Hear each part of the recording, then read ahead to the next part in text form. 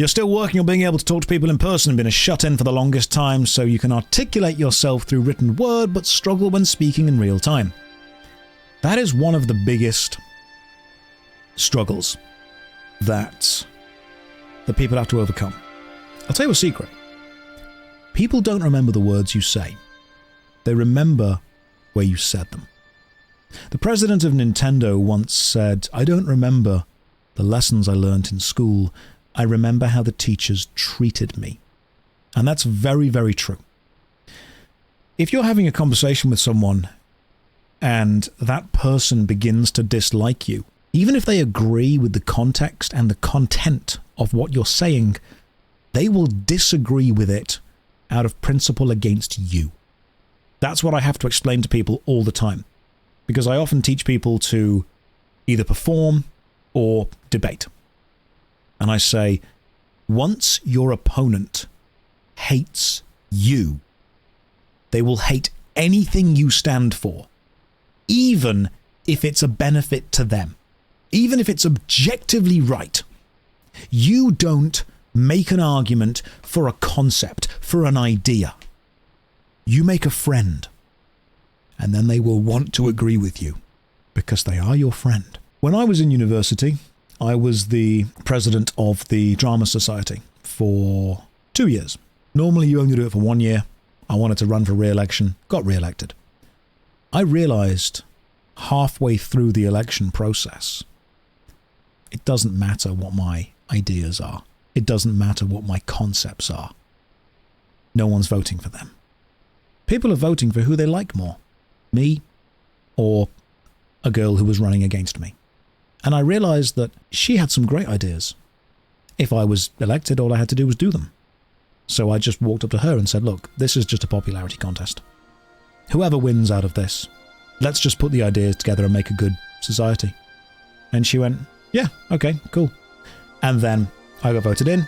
We ran the society. It was great. But it's very important to understand that when people are talking to you, when you're talking to people, you're not trying to convince them of something. You don't convince someone of something if they don't like you.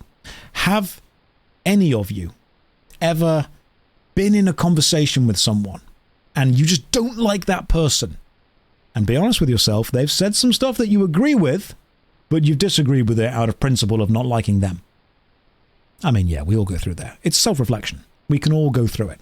It's like that old meme, the worst person you know just made a great point. And I'm like, oh, I'm still not going to agree with you because I just don't like you. It's difficult to do. So this loops back round to talking to people. I'll give you another little tip, little technique. This came from my teacher days. Most people hate silence because it makes them super uncomfy. It's actually a police interrogation technique. One of the best ways to get people to talk is to not talk. If I was interviewing or interrogating somebody, I would ask a very basic question and then sit there and just wait. And then keep waiting. And they will talk. And then you stay silent. And then they will talk more because they want to fill the silence. And then you wait and they talk more. And they give you more information than you possibly need. You ever noticed how when someone's telling a lie, they do that thing where they give a bit too much detail to the reasons why? Like if you ask for a reason and they lie to you, but they sprinkle in some really specific details. And you're thinking, I see what you're doing there. You're trying to make your lie more believable by adding in too much detail, over-describing what has happened. So it's totally okay. The best way to lie is to sprinkle in the truth, very much, without a doubt. But it's also to just not give anyone too much information at all. There is so much, that's a great way of putting it, there is power in silence, there really is. So you can just sit back and wait. But here's a great one. This was probably the most powerful change in my public speaking demeanor. Stop saying and to fill silence. If you are talking and you need to think, most people go and then they fill the silence with noises before they say whatever the next thing is. I'm doing it now on purpose, but What tends to happen is that you lose a huge amount of authority. And people, they actually start to mix the words you're saying with the ums and the ers. It's also filling words, like saying like constantly. Like when people say that, like, they want to, like, think of a word that isn't like. So they start filling the words with like. It's a habit that we get into. It's how people use slogans, at the end of the day. And, this kind of starts like at the end of the day. But then what we're really getting to at the end of the day is like we're getting to the point, which is, like, is like another good one. Like, at the end of the day, you're going to say, like that,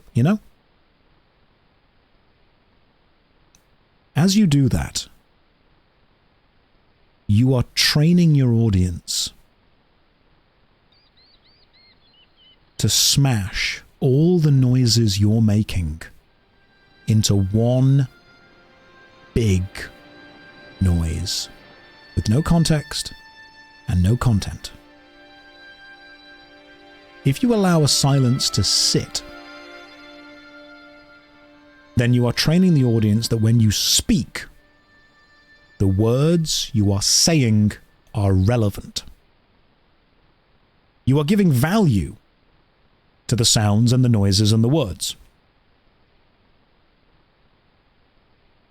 It's really hard to stop yourself doing it. It takes a long time. And I, of course, still fall into it every now and again and make mistakes.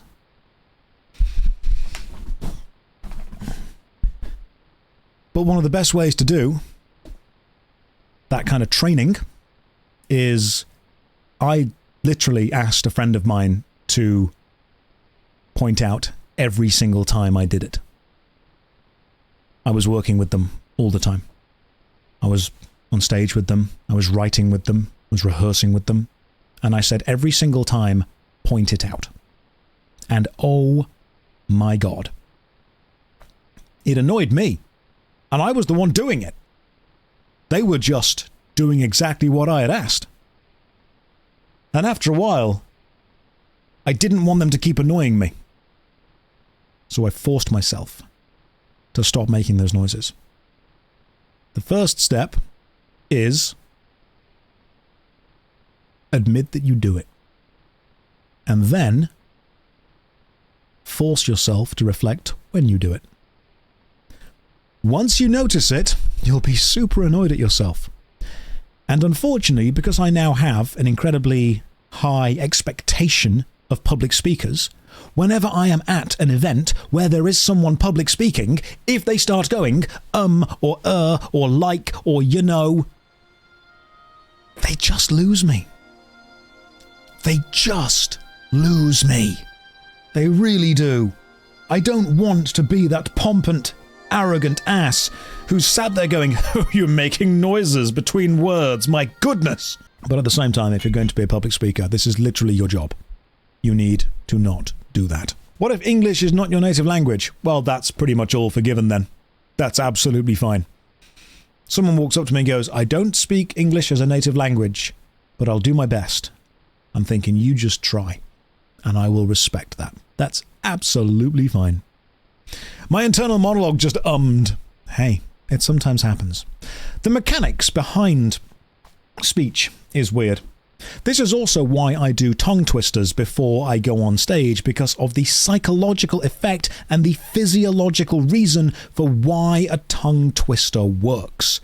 Things like unique New York, New York, unique, combining into UNork. Things like 1-1 was a racehorse, 1-2 was 1-2, 1-1-1-1, 1-2-1-1-2. Things like she sells seashells by the seashore. These shells she sells are seashells for sure. That kind of stuff.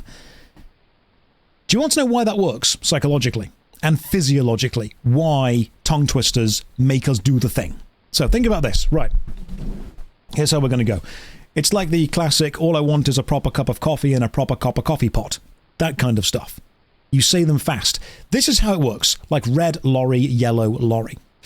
Imagine the process of a word. I'm going to get paint. Hang on. I'm going to make this work. We're going to get paint up. And I'm going to explain how this works to you. And you're going to understand exactly how and why this works. Right, this is a lesson now. We're in school. Everyone pay attention. Pay attention and listen to the lessons. Imagine a word as a line. And what happens is, when you say the... May I go to the toilet? No, sit down. One person at a time. When you say this word, whatever this word may be, your brain processes it. And then you say it. And then you move on to the next word. And you say the next word, and your brain processes it. How many of you think faster than you speak, and in doing so, mumble your words together? Most of you probably do this. It is difficult to train yourself out of it. So why do tongue twisters work, and what, psychologically, do they improve within us? Tongue twisters work like this. Imagine there are several words that we are saying within a sentence. I'm going to use the grey to represent the words and the red to represent the thoughts. In a normal, easy sentence, what happens is there is a mental break between each word. This is how actors tend to perform the words. They remember, they say one, there is a minute pause before they say the next. The job of a good actor is to reduce that pause to be as natural as it possibly can. Here's what tongue twisters do. A tongue twister, such as unique, New York, New York, unique, unique, New York, New York, unique, or Irish wristwatch, Irish wristwatch, wristwatch, Irish, Irish wristwatch. Say those words repeatedly, you will eventually start to merge them together. This is how this works. The end of one line, let's say this bit just there, will be physically similar in the way that you actually orate it, the way that you say it, to the start or the middle of the next. And then the end of this line will be similar in physical pronunciation to the start or the middle of the next. So what your body does, because your brain is processing this incredibly quickly, is it forgets that there is a little green break and instead physically joins up two parts of the sentence or two parts of two different words that should not be joined together. And your brain tries to do it again, shortcutting one to the other. And the reason your brain does this is because you are not giving it the time to stop and process the end of one word before you start to process the start or even the middle of the next.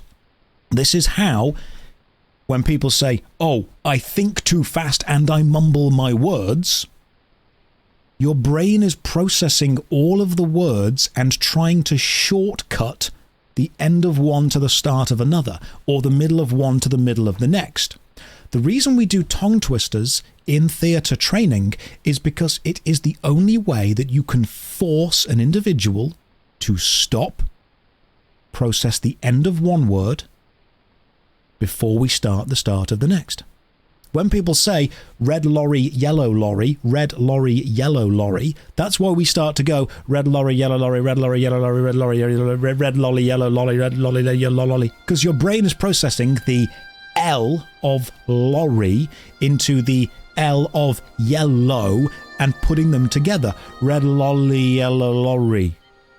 Your brain is trying to shortcut the pronunciation of both of those words by combining the physical sound you are making from one to the other. When we do tongue twisters and we say to people, slow down, finish one word before you start the next.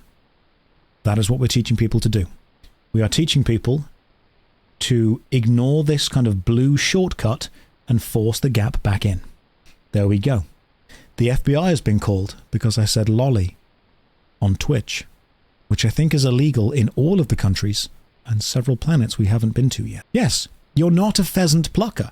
You're a pheasant plucker's son. What's the finalize of that? I'm not a pheasant plucker, I'm a pheasant plucker's son, and I'll be plucking pheasants till the pheasant plucking's done.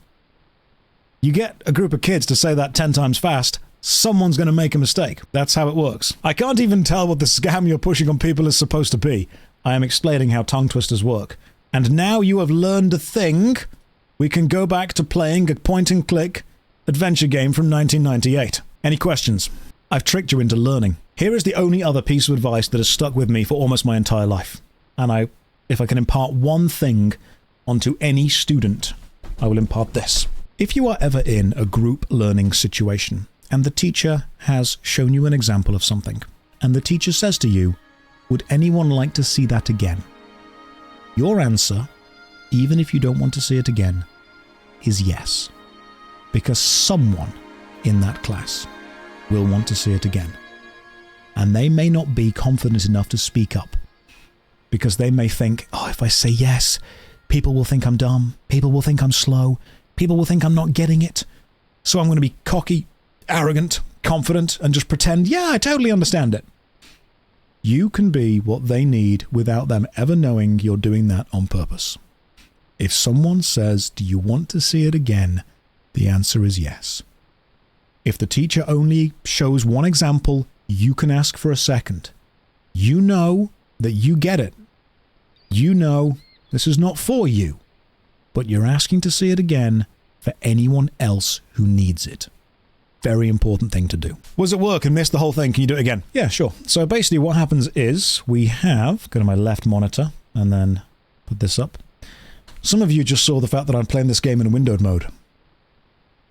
I'm not going to apologize for that. I owe you no apology whatsoever. This is how the game looks to me. You all can shut up. Okay, that's how I'm playing this game.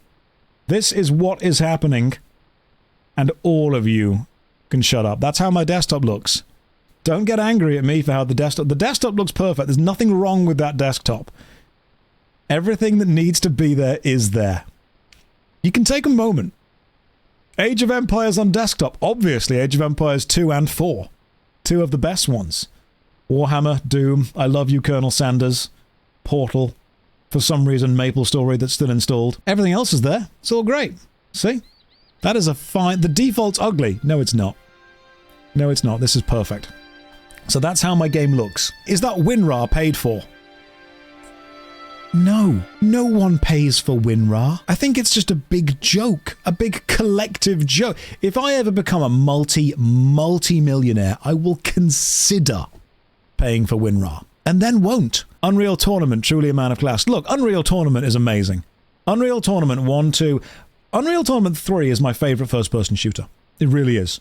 UT3 Black Edition is phenomenally good. It's a real shame that... I know that some people prefer 2004, some people prefer Unreal Tournament, the base one, the regular, the normal one, but I liked 3. 3 was cool because you had the vehicles. The vehicles were pretty badass. Who played Unreal Tournament with the kind of scenario mode, where you had one team trying to defend something and another team attacking, but you had to do a certain amount of things within the scenario. Like, first we had to blow open a hole in a wall, then you had to turn off the defense guns. The assault mode! Assault mode in Unreal Tournament was amazing. It was the one. Assault mode was so cool. Without a doubt. Do you want to know something really random? You can actually go and download the beta test for Unreal Tournament 4 for free right now. There is one guy working on it. It's all free. You can go download it. It's playable. It's got multiplayer servers. It's got decent guns. It's got tutorial. You can go and play Unreal Tournament 4 right now for free. Do you know why they stopped? It's because while Unreal Tournament was being developed by a company called Epic, they had another little kind of indie hit with a game called Fortnite. And so they decided to take people off the Unreal Tournament project and put them on to Fortnite, which was probably a good business choice.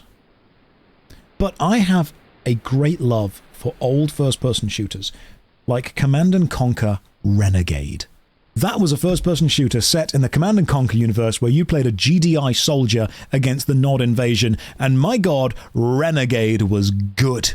I'm pretty sure I've got it. It's on GOG. Is it on Good Old Games? Because it's hard as hell to get running now on modern systems. But if it isn't on Good Old Games, I'll see if I can get it. It's on Steam and it's on GOG. Sweet. I'm going to drop GOG a message later. If you guys aren't using Good Old Games, you should. It's an amazing system. Without a doubt. R.I.P. Westwood. R.I.P. Westwood. My brother recently discovered Renegade. He was playing it a week. We're going to need to get a Renegade server going on now. You can play Renegade online. We're going to need... On GOG is what a Gen Z gamer would say. Look, it's Good Old Games. I know that the modern version is Galaxy of Games, but I still call it Good Old Games. I am a GOG guy, without a doubt. I've got a good working relationship with GOG. In fact, I can't reveal the exact game, but I am working with GOG at the minute on something. Galaxy of Games. GOG Galaxy. Yeah, that's the one. And it's Polish. So you know what? I have a very good working relationship with GOG. I have spoken to a lot of the staff members, and I've got a guy that I work with, kind of who, you know, connects me with stuff that I need. They have been phenomenal to work with all the time. They genuinely have. I like how when you purchase a game on Good Old Games, you just download the files, and if you wanted to just give your friend all of those files, you could, and then they will be able to install it on their computer. Not saying that I have done that, but, you know, you can do that.